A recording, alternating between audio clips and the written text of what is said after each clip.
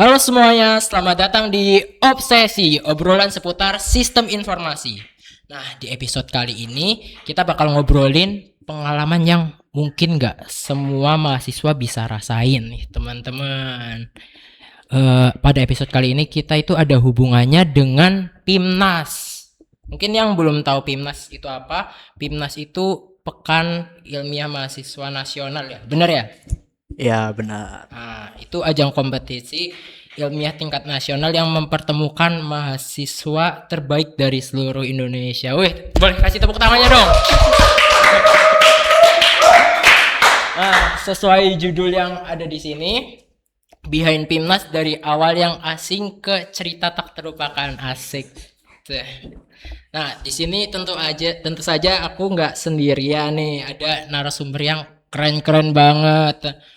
Di sini ada dua narasumber yang keren, ada Kak Dini dan Kak Dedi. Boleh kasih tepuk tangannya lagi dong. Nah, mungkin Kak Dedi sama Kak Dini boleh nih kenalin ke teman-teman Obsesi dari nama, prodi, angkatan, kelas, lalu project yang diambil saat PIMNAS.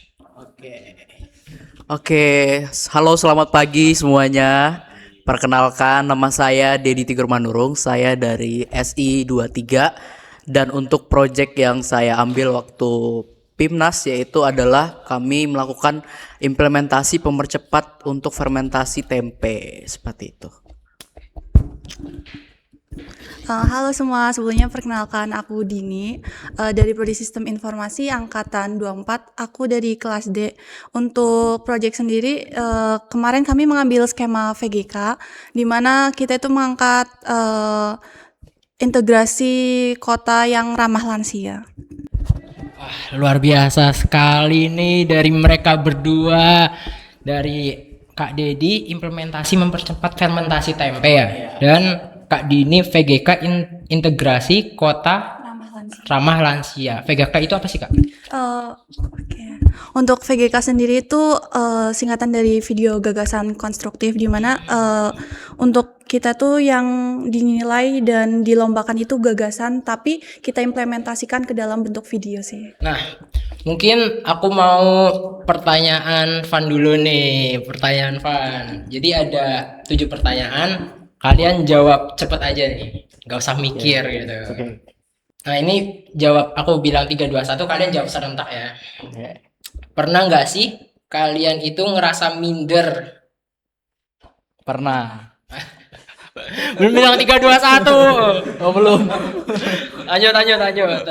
Nih, sering nggak dapat ide jenius pas lagi bengong? Jawab ya, 3, 2, 1. Pernah. Sering, pernah, oke.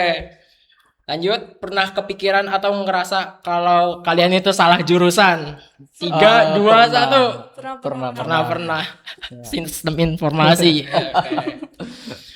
Lalu pernah ngerasa nggak 24 jam sehari itu ngerasa nggak cukup buat nyelesain to-do list?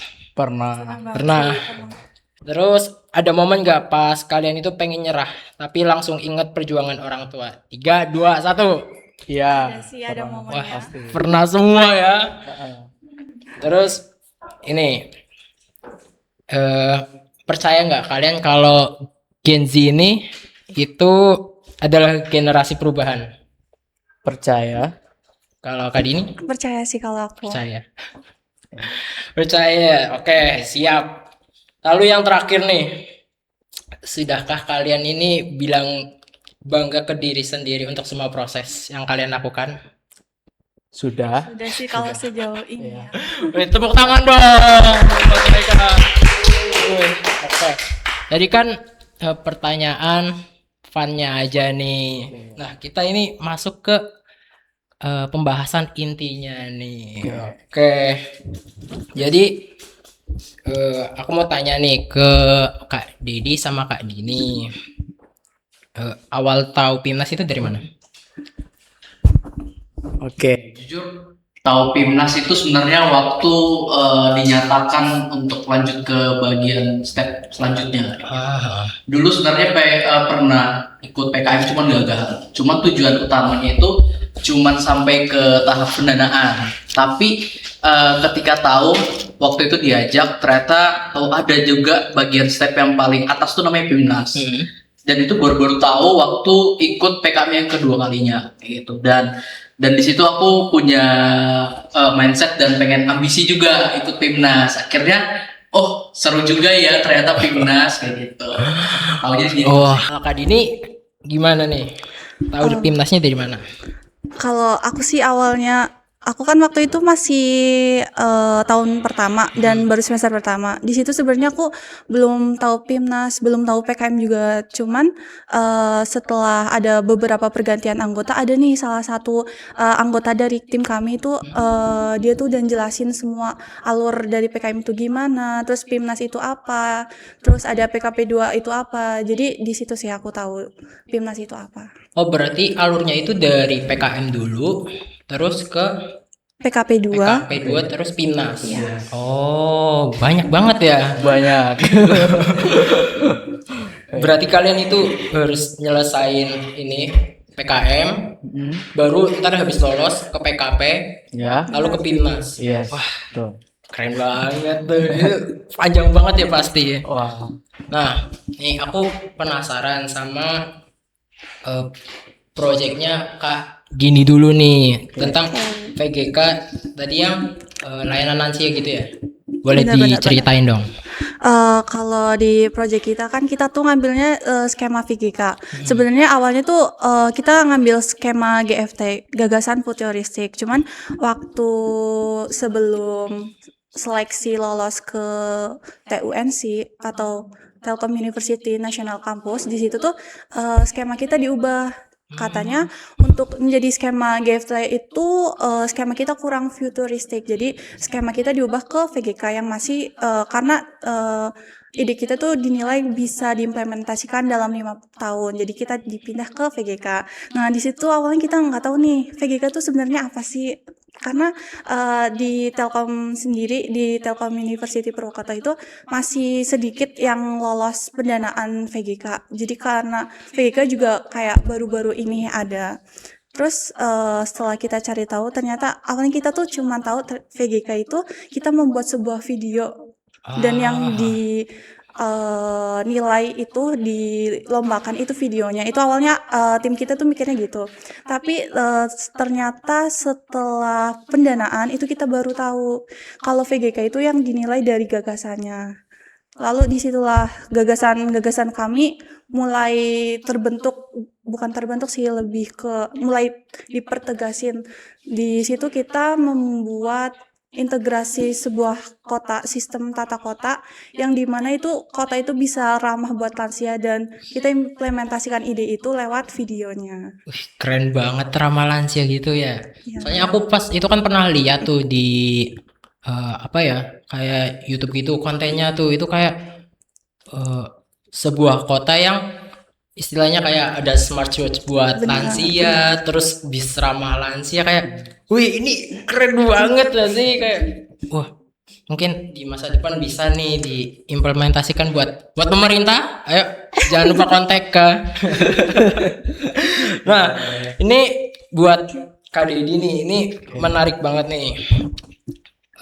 Implementasi mempercepat fermentasi tempe. Iya.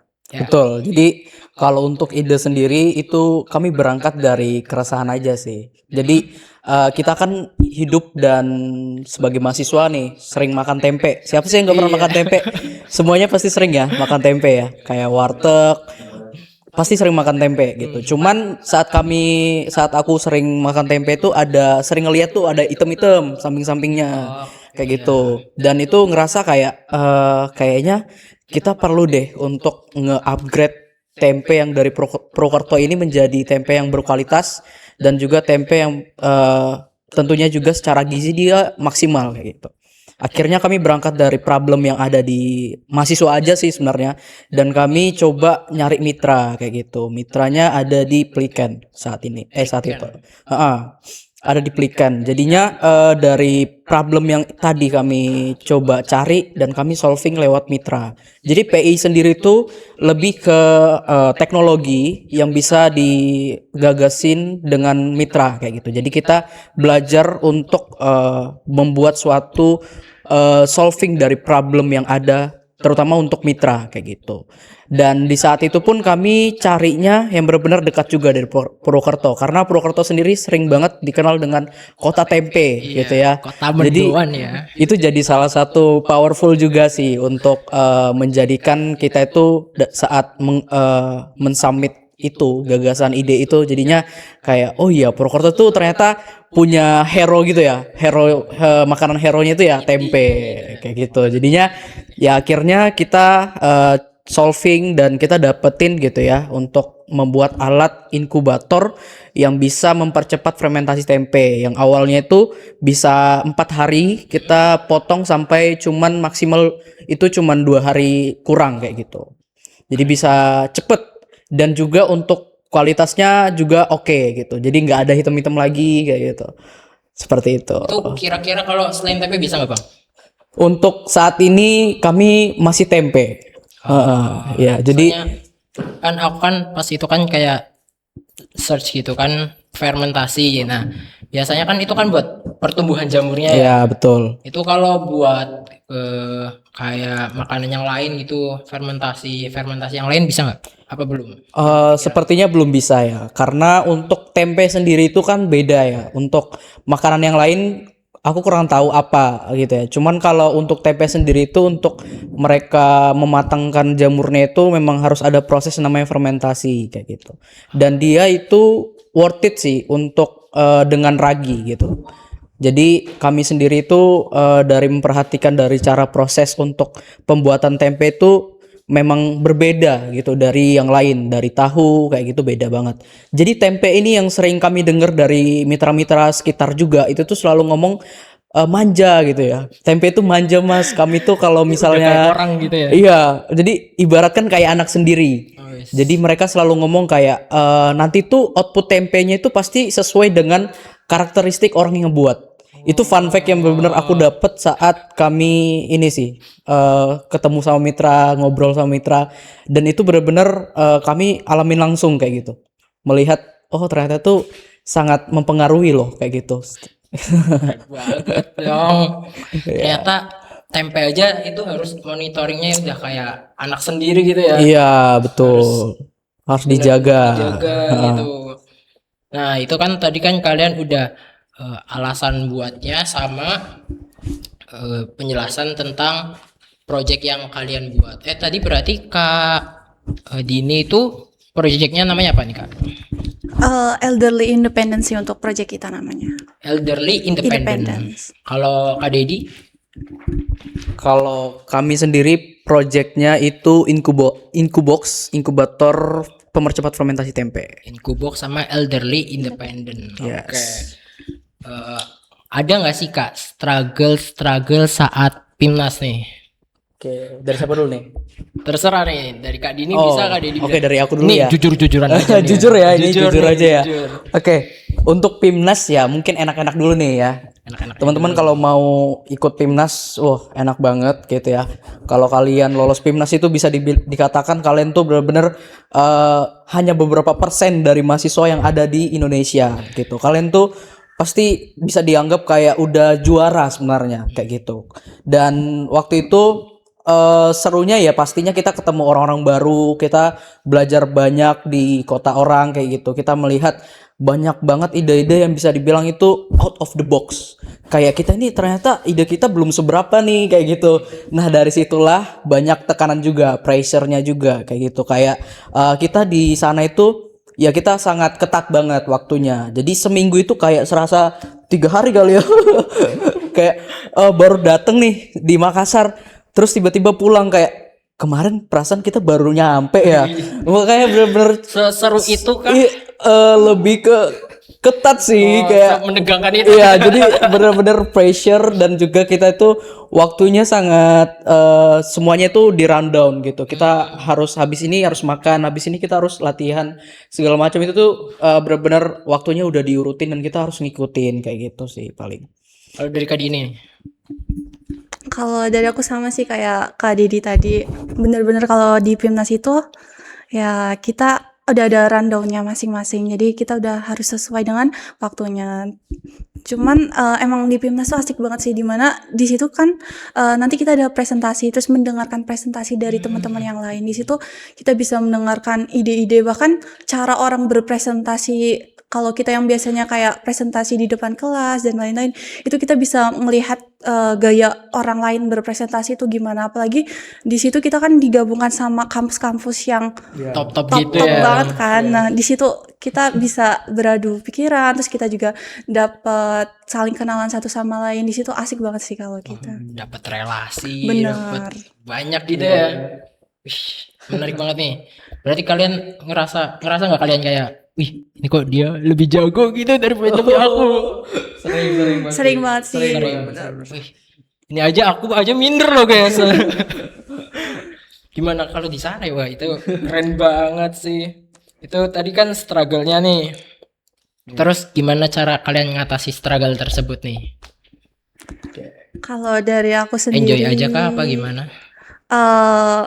untungnya aku dapet tim yang keren-keren banget. Thank you tim. Weh, tepuk tangan dong buat ini.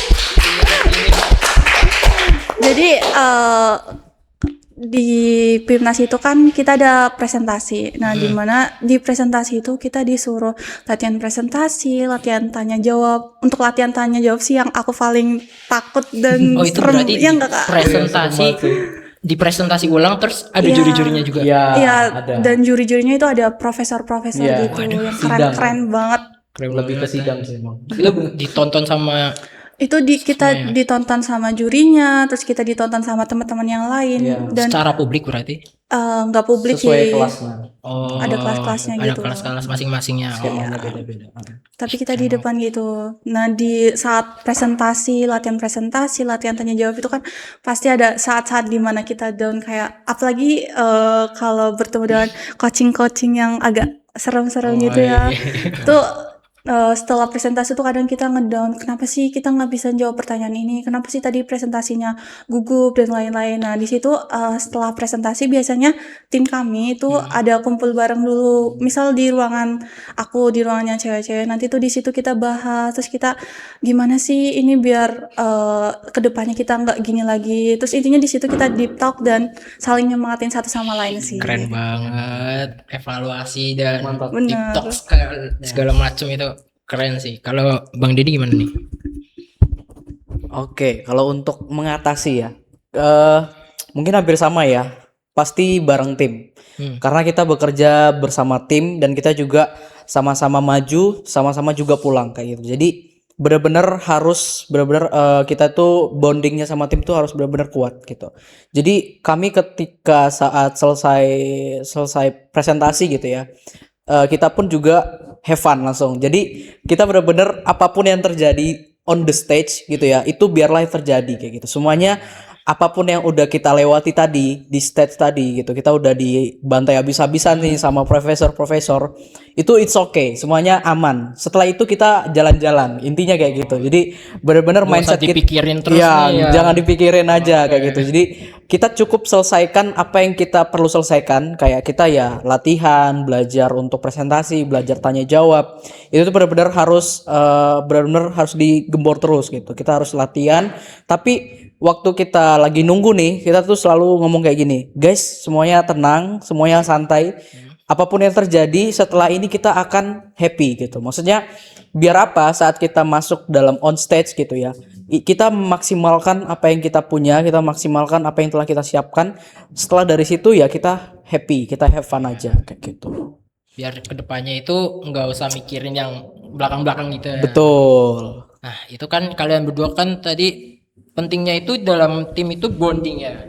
Nah, itu cara biar membangun bonding itu gimana sih Kak? Soalnya jujur ya, aku kan kadang kelompok tubes itu kadang chaos sendiri gitu kelompoknya. Kadang-kadang ini lah, ada ngambek lah, ada yang bad mood lah. Nah itu gimana nih Kak, biar cara membangun bonding tersebut? Oke, kalau untuk bonding ya, jadi bonding itu nggak bisa kita bangun 1 minggu, 2 minggu itu nggak bisa. Kita harus bondingnya itu berbulan-bulan. Ya, jadi emang dari awal itu kita harus menetapkan namanya satu tujuan dulu.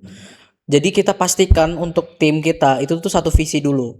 Kita satu visi, kita mau ngerjain sampai mana? Oke, kita kerjain ini sampai mana? Sampai PIMNAS. Oke, habis itu kalau udah lolos PIMNAS kita taruh lagi tujuannya apa, yaitu ya medali gitu ya. Jadi emang benar-benar kita harus bangun namanya tujuan dulu. Terus yang Capai kedua, target gitu ya. ya, habis itu yang kedua ya kita sering-sering quality time pastinya. Jadi Oke. kita benar-benar harus sering-sering quality time bareng-bareng tim kayak gitu ya.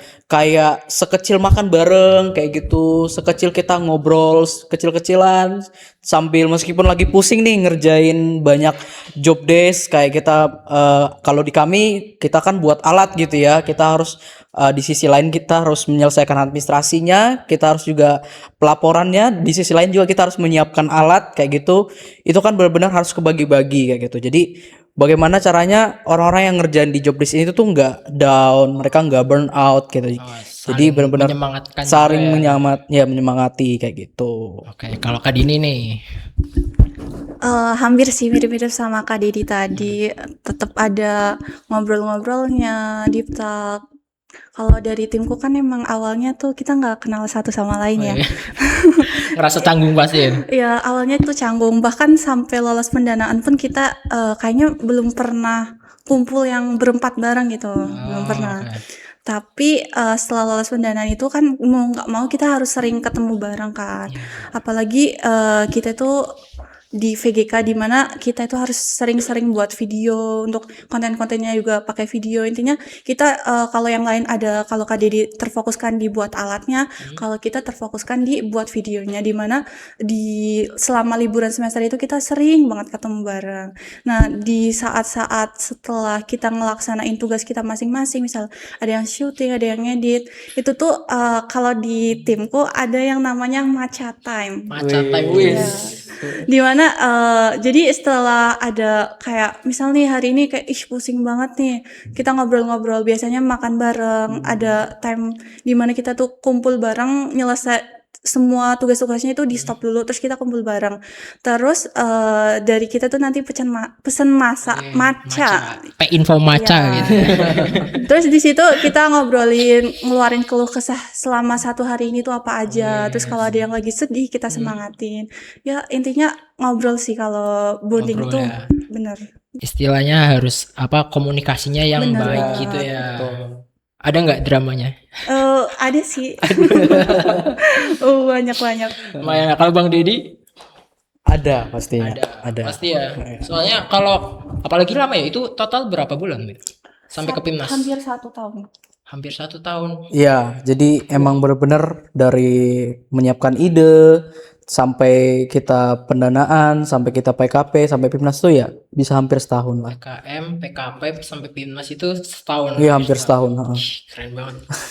Berarti dari bulan apa sih? Kalau timku tuh dari bulan Desember tahun 2024. Wow, berarti Desember sampai Desember kemarin ya? Enggak sampai Desember, sampai November. ya. November. Panjang juga ya. Keren. Gue kira itu kayak cepet gitu loh, 6 bulan. Ternyata lumayan ya. Enggak. Iya, pikirin idenya juga lama aja. Iya, Benar idenya. banget. Nah, tadi kan udah bahas project, terus struggle sama tahapan apa aja sih Kak untuk masuk PIMNAS tadi kan udah. Nah, nextnya pas kalian PIMNAS itu ikut organisasi yang lain nggak? Kayak misalkan kan Bang Dedi nih ikut BEM ya. Iya. Terus Kak Dini ikut Aku ikut intern HM, terus ikut ada magang di SKI juga sama beberapa kepanitiaan banyak sih. banget. Sibuk banget nih ya. Lumayan. Kalau Kak Dedi nih, Kak Dedi. Oke, kalau aku selain waktu itu mempersiapkan PKM juga sampai PIMNAS, ya bener aku ikut BEM gitu ya. Jadi kebetulan juga selama di BEM itu benar-benar kita harus dituntut untuk memanage waktu gitu ya. Meskipun kita tuh benar-benar banyak kesibukan di luar BEM, kita harus tetap memanage gitu setiap waktu-waktunya kayak gitu. Dan so far juga aku juga paling sibuk itu di Sabtu Minggu ya, pastinya gereja ngerjain kita melakukan prepare di gereja kayak gitu selain organisasi. Keren banget. Itu kalian gimana sih cara manage waktunya? Oke, kalau nggak dari gampang aku cara memanage waktu ya, simple kayak kita itu setiap hari itu bikin notes gitu. Setiap hari sebelum tidur bisa atau enggak sebelum memulai hari kita bikin notes dulu kayak gitu. Jadi hari ini tuh misalnya hari Senin ada kelas apa aja kayak gitu. Biasanya selesainya kapan, terus habis itu kita harus produktif ngerjain apa kayak gitu. Entah review materi atau ngerjain tugas dan juga ngerjain project kayak gitu. Benar-benar harus di manage. Terus yang pastinya yang gak kalah penting itu adalah kita istirahat gitu. Istirahat. Jadi percuma misalnya kita melakukan banyak, kayak kita udah membuat section-section nih, bagian-bagian harus kita kerjakan, tapi kalau nggak ada bagian istirahatnya itu pasti akan burn out juga kayak Iya, gitu. betul. Jadi kita harus tetap mengerti yang namanya waktu istirahat. Selain kita produktif, kita harus tahu waktu kita untuk istirahat kayak gitu. Biar nggak gampang sakit juga ya. Ya betul. Jadi ada istirahat, Yes. santuinya gitu ada ya. Ha-ha. Kalau Kak Dini nih, Kak Dini tadi sibuk banget nih. Kalau dari aku sendiri sih, aku kayak agak kurang jago di bagian memanage waktu. Cuman aku lebih ke ngatur prioritas sih, dimana yang lebih penting, lebih mendadak itu aku lakuin terlebih dahulu. Jadi yang deadline-nya mepet Iya, benar. diduluin. Benar. Keren banget. Itu aman berarti. Lumayan. Sejauh ini masih ya. Ada Lumayan. pernah ini nggak tugas yang kelewat gitu? Kalau tugas yang kelewat kayaknya sih belum deh. Cuman kadang nggak mengikuti, kan waktu itu ada dispen gitu. Aku skip di beberapa kelas dan di situ aku nggak ngerjain tugas di yang on the spot gitu di kelas itu. Oke. Tapi overall aman. Aman sih. Aman lah ya. Anak-anak berprestasi semua nih ya. Amin. Keren banget nih. Kalau sekarang nih, setelah PIMNAS kesibukan kalian apa sih? Kalau dari aku setelah PIMNAS, aku kemarin kan aku intern HM, terus aku sekarang jadi kepengurusan HM di kabinet Aitera. Halo kabinet Aitera. Terus aku lanjut juga di beberapa UKM. Terus UKM apa aja tuh? kalau yang lanjut sih di SKI yang lanjut. SKI. Oke. Terus mungkin ikut beberapa kepanitiaan sama aku daftar PKM lagi. Pengen ini lagi ya, berusaha lebih lagi ya. Ini sih aku kan ikut Satria Muda. Jadi sebagai anggota Satria Muda mungkin aku juga ikut meramaikan PKM tahun ini. Keren banget. Time manajemennya juga harus itu lagi nih. Iya, kayaknya harus lebih belajar lagi nih sama Kak Dedi. Bang bisa tutor bang? Boleh nanti ya. Kalau Bang Dedi gimana nih? Apalagi kan Bang Dedi kan udah semester 6 ya. Iya. Oke, kalau dari aku sendiri untuk kesibukan sekarang ini pastinya kita nyari judul ya. Udah di semester 6 benar-benar harus preparing untuk judul di TA, terus juga harus sering-sering lagi sibuk cari-cari jurnal juga.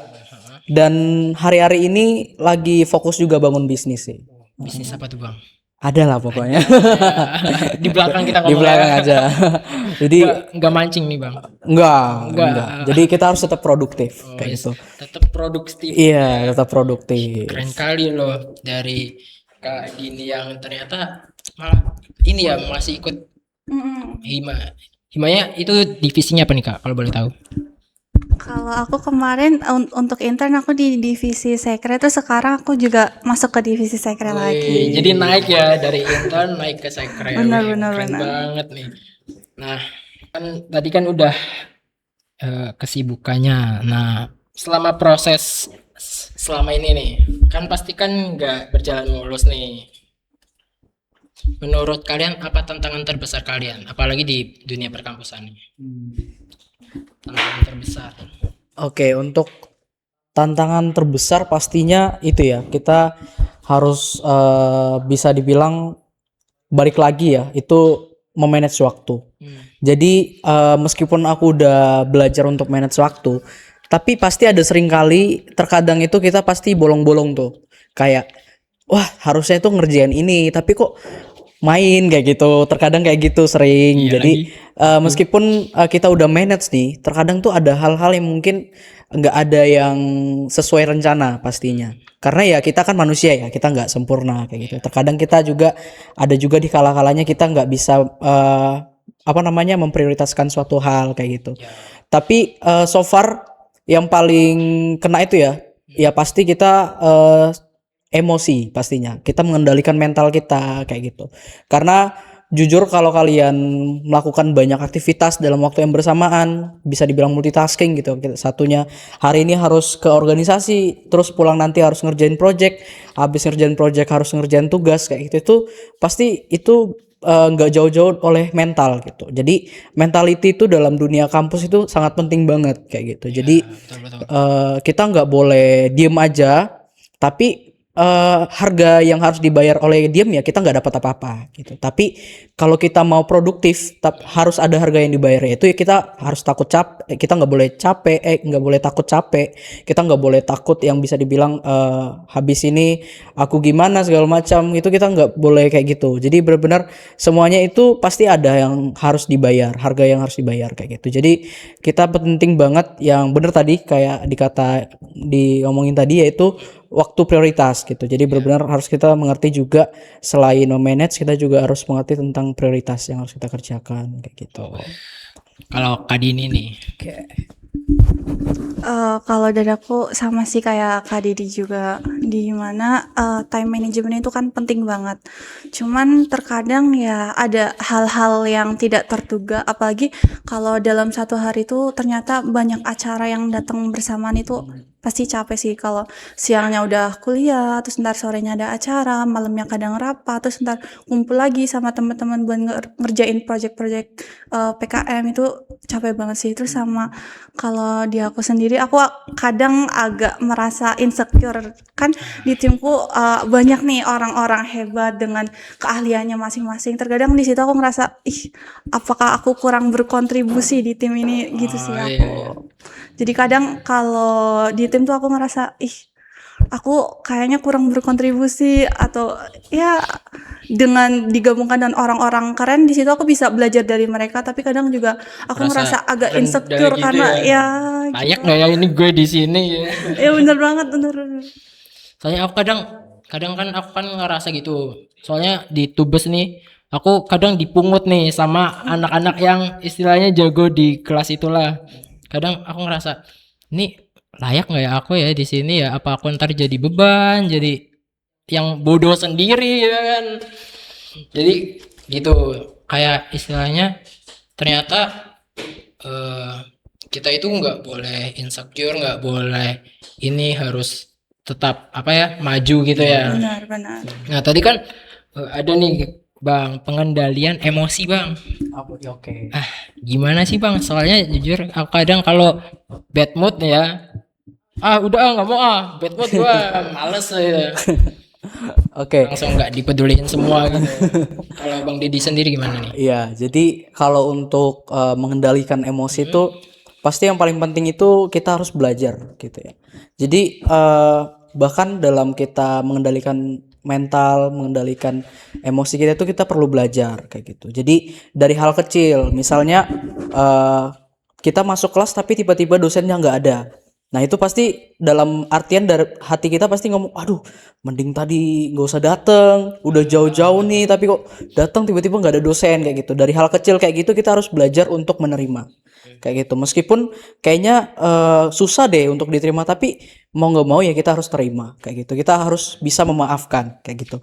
Jadi kita harus punya mental ya, kita nggak perlu memikirkan apa yang ada di depan, tapi kita mikirkan saat ini kita tuh mau ngapain kayak gitu, kita mau kerjakan apa kayak gitu. Jadi benar-benar kita harus mengendalikan dari detail-detail kecil dulu kayak gitu. Kita harus melatih diri kita, apapun kondisi yang kita rasakan saat ini ya sudah gitu. Misalnya udah terjadi ya udah selesaikan kayak gitu. Jadi ya benar-benar next kita improve lagi, belajar apa. Misalnya tadi aku nggak bisa mengendalikan emosi gara-gara dosennya nggak datang waktu aku masuk kelas kayak gitu ya. Jadi selanjutnya ketika hal kejadian sama kayak gitu, kita harus belajar untuk berani ya memaafkan dosen tersebut pastinya kayak gitu. Jadi ya Dosen itu contoh ya. Jadi kita harus benar-benar latihan kayak gitu. Itu harus dipelajari. Nggak bisa satu hari langsung bisa untuk memaafkan, nggak bisa. Itu perlu untuk belajar, melatih kayak gitu sih.